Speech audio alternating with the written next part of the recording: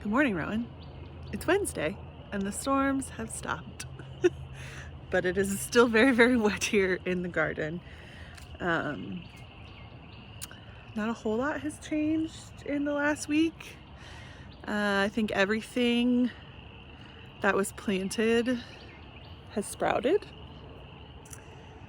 or everything that was direct sown has sprouted. The tomatoes are doing good.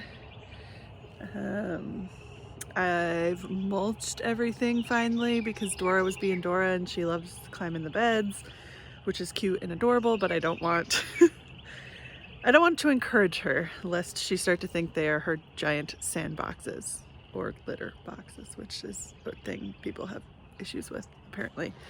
The biggest update is these potatoes they're completely healed up. I'm kind of sad about it. I wish I had bigger, or I guess taller containers almost, because they've grown so much. I've healed them up completely to the inside of the bag, and now they just gotta grow potatoes. But I'm very excited to see how they do this year. Last year I grew potatoes and it went well, but I grew a determinate variety, and this is an indeterminate variety. So I should get potatoes up the entire bag height. So we'll see. But other than that, everything is pretty darn happy with the rain. We got about 3 inches of rain, which means, I don't know if you can hear it, but my sump pump is gonna be kicking off a whole bunch today. We got little squash babies in the in-ground. I need to finish mulching that. We've got all our okras in and sprouted. The noodle beans have sprouted. The Kajari melons have sprouted. It's very, very exciting. The garlic is looking happy. It was looking a little sad there. And the leaves were getting really droopy, but I knew it was going to rain, so I didn't water them. So they're looking much happier now. The one thing though that I am the most curious about is the potatoes here in the front. So I've got some here, and then all down the front of this bed is all potatoes. And they're just growing slower than the other potatoes are.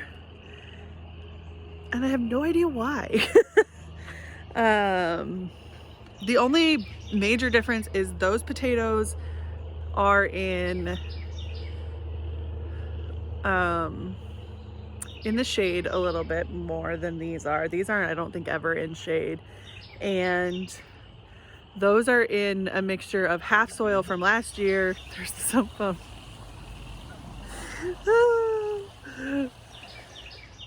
Those are in a mixture of half soil from last year and half new compost, where these are all new compost. So not entirely sure. We are going to move the bags over to this, can I do it backwards? This area over here.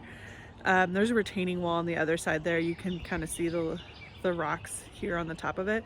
So we're gonna move all the big bags over there, because that area is mostly clover, so it doesn't get really tall, and so it'll be easier to weed eat around and deal with than the bags here where there's more tall grass, and then also all the bags on the stairs, which I do love the look of, but once these are completely full, I just feel like it's going to be too much of a tiny tunnel feeling with the bags on the steps. So we're going to move those off of the steps. But the big task for today is planting beans. So let's go plant some beans.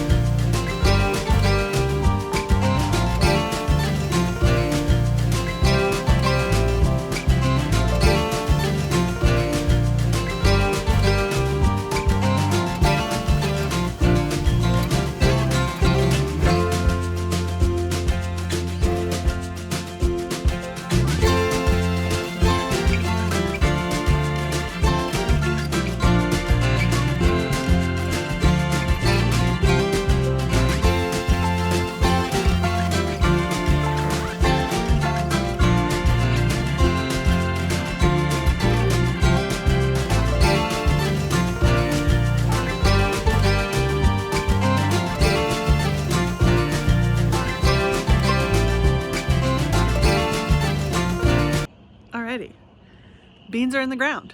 I will be putting more beans in these grow bags that have garlic and potatoes when those come out. Those will come out in June, July-ish. And then we'll put more beans in there because they grow really fast, and maybe some more squash, we'll see.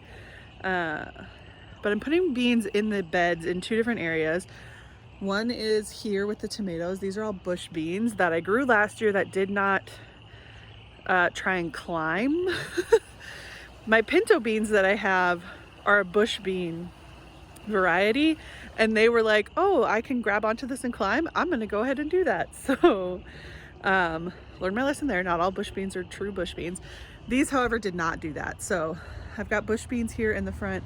I've got the Royalty Purple, the Blue Lake, and Tanya's Pink Pod in with the tomatoes. Very curious to see how that goes and how these tomatoes do compared to these tomatoes up here where there are not beans in the bed, because tomatoes love nitrogen, beans put nitrogen into the soil. I'm gonna see if that's a happy marriage or not. And then up here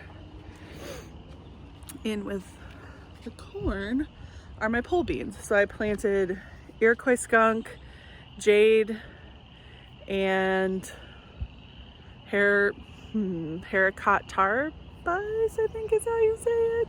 But they're all pole beans. Very excited for those. The jade is supposed to be a really prolific green bean. The Iroquois skunk are just, they look cool.